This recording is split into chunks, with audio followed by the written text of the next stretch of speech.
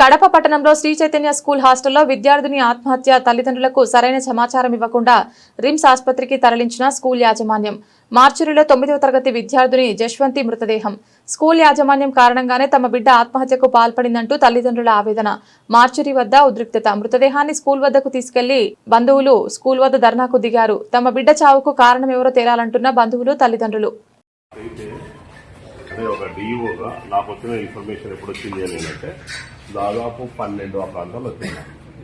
నేను దువ్వూరులో లోపల ఎగ్జామ్స్ జరుగుతున్నాయి ఈరోజు. నేను అక్కడ విజిట్లో నాకు సడన్గా ఇన్ఫర్మేషన్ వచ్చింది. మీకు ఎప్పుడు వచ్చింది చెప్పండి. ఏమన్నా కళ్ళు తిరిగి పడిపోయింది అని చెప్పేసి చేశాను. ఇక్కడ మీరు ఎన్ని గంటలు వచ్చారు? మీరు చెప్పిన తర్వాత మేము బయలుదేరాము. 1.5 అవర్లో అంటే అక్కడ మీరు లోకల్ మీకు ఎన్ని గంటలకు ఇచ్చారు ఇన్ఫర్మేషన్?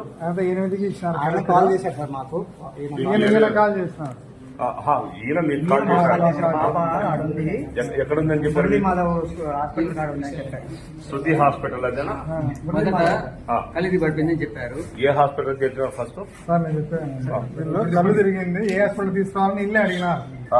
అంటే నేను రెగ్యులర్ గా మురళీమాల దగ్గర చూపిస్తా ఉంటాను. ఏమన్నా జ్వరం వచ్చినా ఆడికి 2 times పోయినాను. సరే ఆడికే తీసుకుని వస్తా అని చెప్పినాం. నేను ఇమ్మీడియట్లీ పోయాను. వెనకమ్మడి తీసుకొని వచ్చినారు. అప్పటికే చనిపోయింది.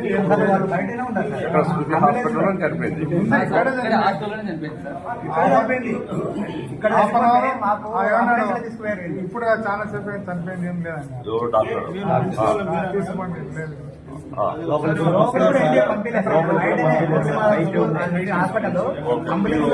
వీళ్ళ ఫాదర్ కి ఇన్ఫర్మేషన్ ఇచ్చినారా? మీరు వెహికల్ వచ్చినారా, బస్ వచ్చినారా? రిమ్స్కి వెళ్ళారు.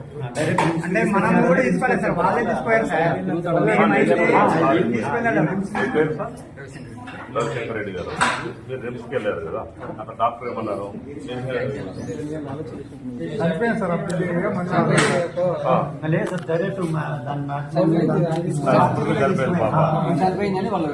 ఇప్పుడు జనరల్ గా మీ పాప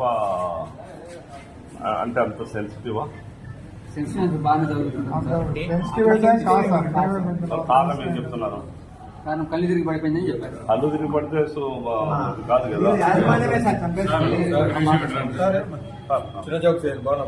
బాగున్నా సార్. మళ్ళీ ఎప్పుడు